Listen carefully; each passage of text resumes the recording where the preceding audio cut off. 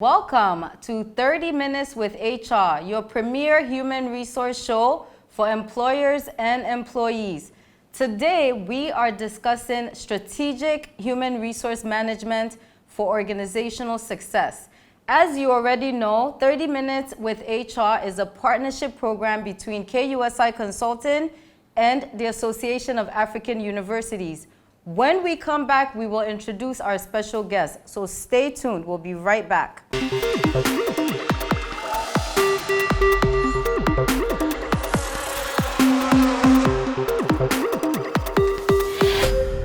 Everybody wants to be the best at what they do for the people they're doing it for. That's why, after 13 years of providing you with top-notch healthcare nationwide, the market leader in the private health insurance industry is going the extra mile for you. Instead of hopping from pharmacy to pharmacy, now you get your prescription drugs delivered straight to your doorstep. We will restock your chronic medication on the regular so you don't have to stress to keep track. We provide on-site clinics that offers you professional medical consultation from the comfort of your office. Enjoy these amazing benefits and so much more by signing on to Nationwide Medical Insurance today.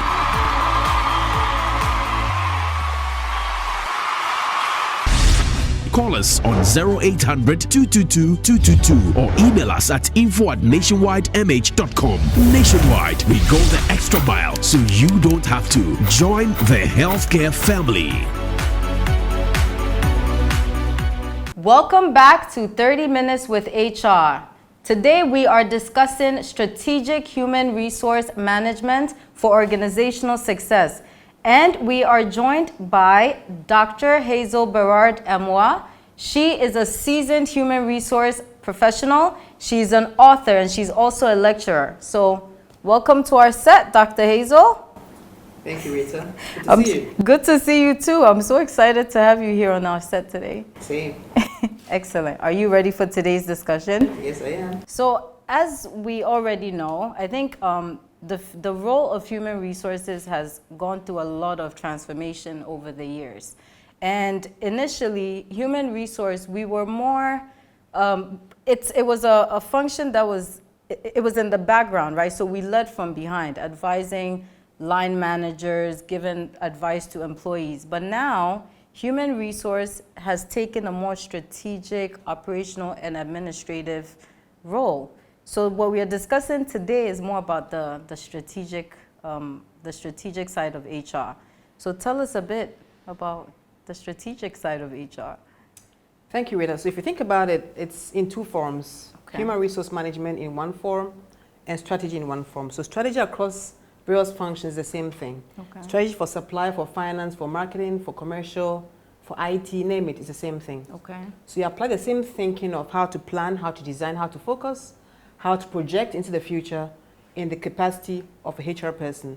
So HR leading from the front now, as you rightly alluded to in terms of the transition from the back to the front, is about being in the boardroom and being part of the team that thinks about the future of the business. Exactly. Future of the business spans from a year to 3 years, usually for strategy thinking, right? So how does HR start that conversation with the team and ensure that from every aspect of the business, they are in there to support them in thinking about the human capital of the business in terms of the numbers, Okay.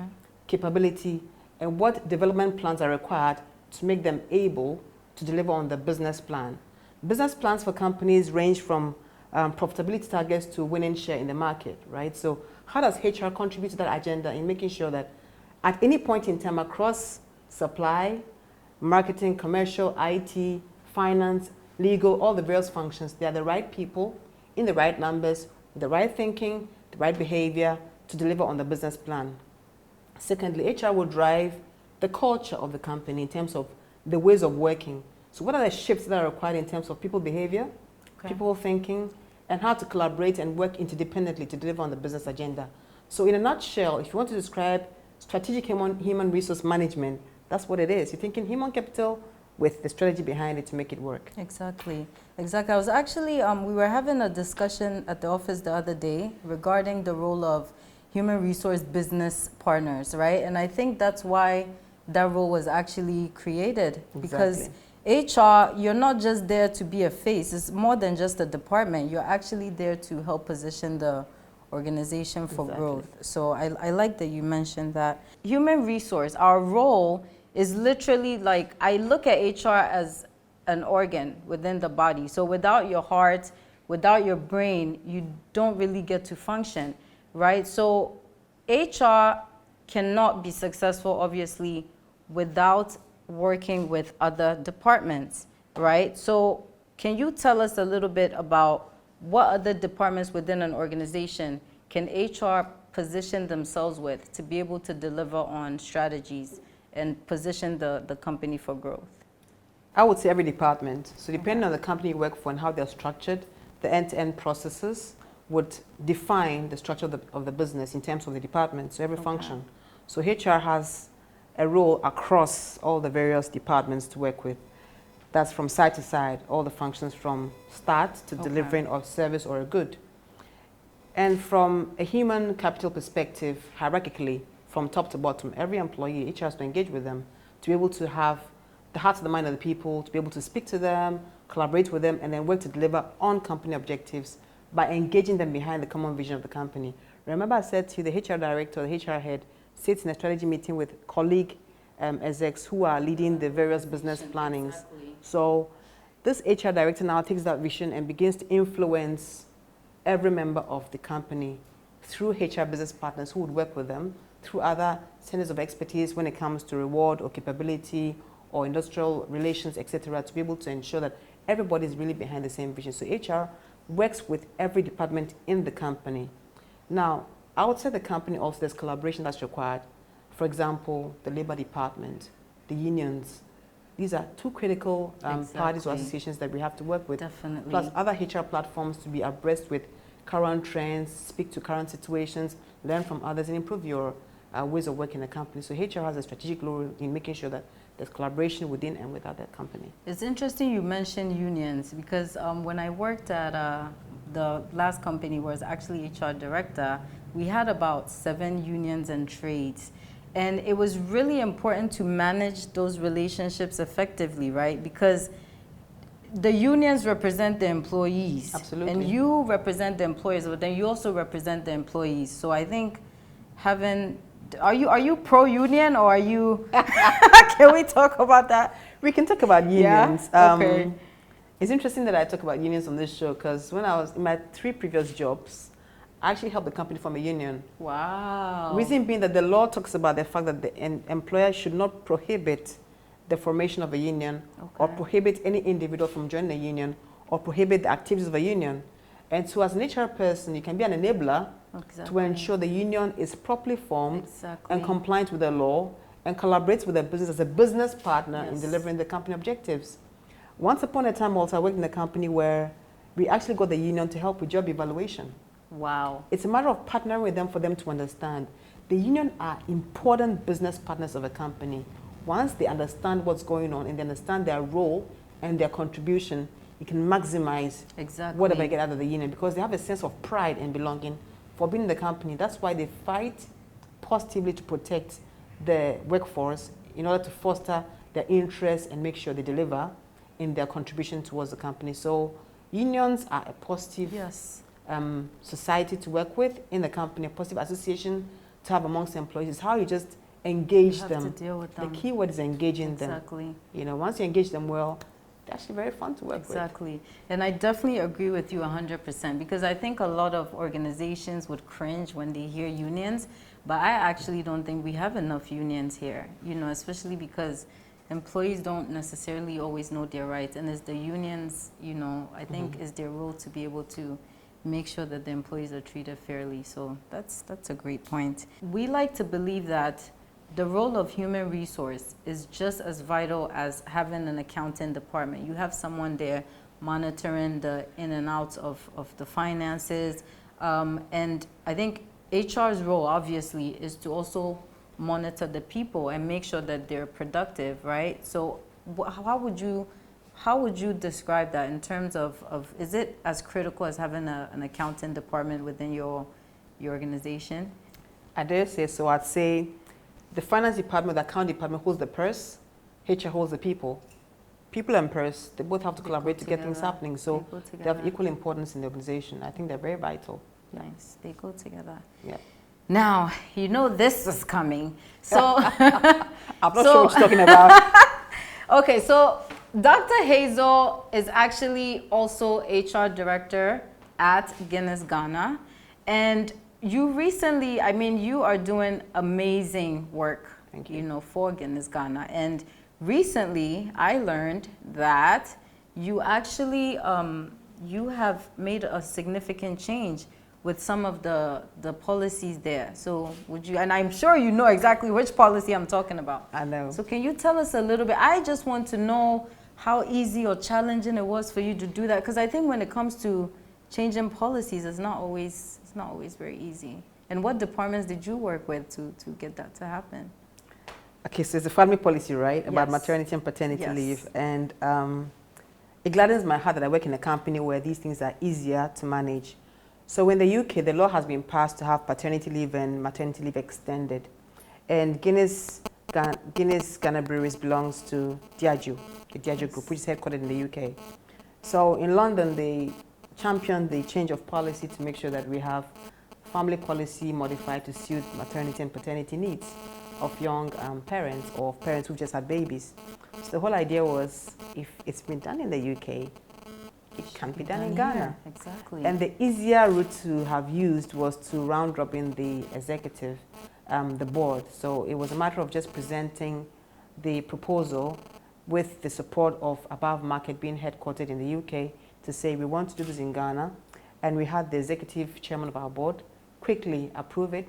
We had other members of the board quickly rally behind it. Wow. So it just was done in less than worked. 24 hours. Wow. We were able to put out the announcement that we had given 26 weeks for maternity leave for a young mother, and then 4 months paternity, not parting leave, for young men to be able to bond with their young children and be able to have some support for their mother who's just given birth to one of a child or several babies. That is that's phenomenal. It's amazing. Yeah. It's so amazing. Has the number of employees or the number of job seekers that apply at Guinness Ghana shot up? It Because has. of this, I can imagine. It has, because we did two things. We put it on our our organizational LinkedIn page. It was on my LinkedIn page. Yes. And I had more than 8,000 viewers. Wow. So many messages in there. CVs were just flying through. So it's been interesting, exciting. From an EVP perspective, I think it puts Guinness Ghana in a very strong lead. Definitely. In terms of care for employees, celebrating life, adding value and meaning to family, and just making sure employees are the heart of the company. Exactly. And it shows that we really care for our employees. So I think it's been extraordinary and absolutely critical for every employee, and it's been celebrated. That's the role of HR, though. You know, it's like you have to look at the policies that are not really working for the employees. I mean, that's 6 months, right, for a new mom to be home with their newborn, and a whole month for a dad to also be home with the newborn as well. So I can just imagine how excited the employees are. So now, I'm coming to work for. I'm coming to work for Guinness. I am. No, I think that's actually really good. Yeah. So I hope you're enjoying this conversation. We are going to take a break, and we'll be right back.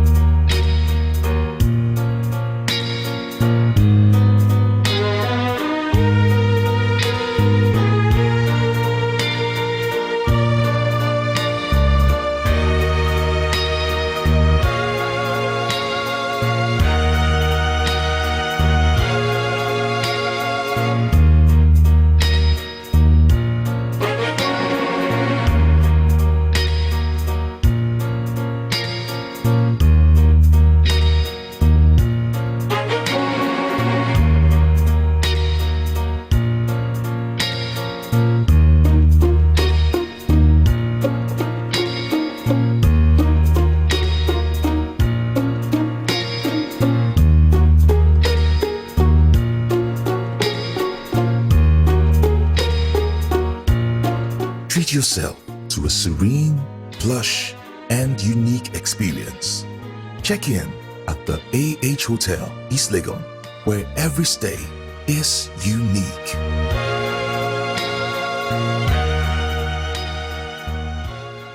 Welcome to our dance Adansi Travels Product Knowledge Series. And I'm excited to talk to you about our FIT tour service, where you get the opportunity to customize the products to your taste. And with that, we take your details, your destination you want to go, the date you want to travel. We're able to do it to suit your budget. So you don't need to worry about breaking the bank when you are traveling with this kind of service. You can visit us as the details are on the screen as you see, or you can call us on the numbers showing on the screen. Let's plan your trip for you, and you know with Adansi, we always let you feel the beauty of life. Adansi Travel feels life's beauty. And we're back. I hope you are enjoying today's show. We are discussing strategic human resource management with Dr. Hazel Berrard Amuah. She is a seasoned human resource professional. She's an author and she's a lecturer. So, I mean, you had like the busiest woman in HR. I am so serious. I turn and it's like Dr. Hazel's doing a lecture, and I'm actually in a couple of WhatsApp groups that you're a part of, and you recently spoke about work-life balance, you know, which I thought was really amazing. Great information for us to take away. So just, I mean, tell us a little bit about what more to expect. What are you working on? What should we look forward to? I think I'm a very spontaneous woman. Everything that comes to my mind, I think about, I process information, and I make my own ideas. I think it's part of school. When you get to a certain level of education, when you process information, you come up with your own theory. Yes. So Ghana Employers asked me to speak on work-life balance a couple of weeks ago, and HR Network asked me to do the same thing. So last week I was at Spill, and at Spill, the theme transitioned from work-life balance to just balance. Because if you think about it, we have only one life, which I spoke about, and we only have 24 hours in a day, and we have 7 days a week. So we don't have enough time to do other stuff apart from being at work. So how do you balance your family life, your private life, your hobbies, your other things to really make you grow? Like Ghana, we like church, we like religion, we like faith, we like working out, we like cooking, we like sports, we like extracurricular activities, we like having fun. Girls, boys are chilling and having fun. How do you balance that with your working life? And considering commuting to work, given a country where traffic is a reality, some people commute for 4 hours a day before they get to and from work. So 4 hours plus your 8 hours of work is 12 hours. What time do you have to sleep, to recreate, to spend time with family, to do church, faith, anything else, work out, and then be healthy? So balance is my new theme, and I'll balance my life as well because I have a bit of imbalance. Same with here. all the things that I have to be doing, Guilty. there's a bit of imbalance, but I'm working towards having more balance. Yeah. Good. I think it's very important. It's something that I'm absolutely working on as well. I think I'm always work, and how do you turn it on and off sometimes? So it's not easy. Absolutely. But yeah, so what recent changes, I think, in the HR sector in general, have you noticed that maybe that you would like to maybe shed light on? Because I think it's interesting that we are here discussing HR, you know, because I can envision the future of HR in Ghana, and I see more and more people showing interest, whether they want to be in the field or just to have relevant conversation about human resource. So what other, I think, HR policies, strategies do you want to share with the audience? If you look at the fleet of HR practices, the latest kid on the block is diversity and inclusion. So it's being championed globally, and there are very strong societies to talk about diversity and inclusion. In Africa, especially in Western and Central Africa, and in Ghana particularly, when we scope out diversity and inclusion, it's limited mostly to gender equality or gender equity, how many males and females you have in a company to contribute to the boardroom discussions. You have considering diversity from a religious perspective, from a tribal perspective, and also from a faith perspective. Another consideration is even thinking about people who are handicapped in this country who seem to be relegated to the background. So how do you ensure that in your scoping and bringing out your human capital strategy, you ensure that you can have handicapped people also in the mix? Because they are handicapped, but they're not disabled in their thinking. They're not mentally challenged. So if somebody has, for example, by accident or by birth, a broken limb or a missing limb, it doesn't affect their brain or their capability to do anything else. And if you watch a lot of videos that are going viral these days, you have so much innovation and creativity with people who are totally handicapped. There are times I get awestruck just watching people with one finger, one toe, few fingers, no limbs, and they're doing amazing stuff. Yet in Ghana, they are in the background. In Africa, they are in the background. How do we really bring them to the forefront and get them to contribute? And how do we celebrate them also for how they're able to overcome, you know, all these physical challenges and be able to add so much value to themselves and to society? So diversity and inclusion scopes beyond just gender and faith and language and race and color to include a dimension of people who are physically challenged, you know, to be able to add value to the company the best way they can. Wow. And it's another way of, I guess, being an equal opportunity employer, right? Making sure you give everyone a chance. You actually reminded me, so it was a few weeks back where I think I came across this video on the internet. America's Got Talent is a show abroad, and there was a young man by the name of Cody, and his mom took him to the show. And you know, so he started speaking, and everyone's like, okay, what can we expect? And then he started singing. I know.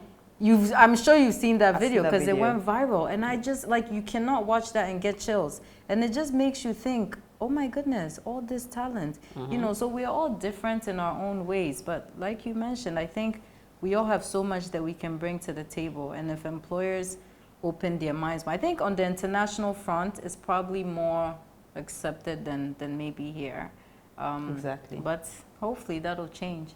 It will change. It has to change. It has to change. It does. It does. And you've already started, which is amazing. So is there anything you want to share with the audience? Where can they get more information about you, what you're doing?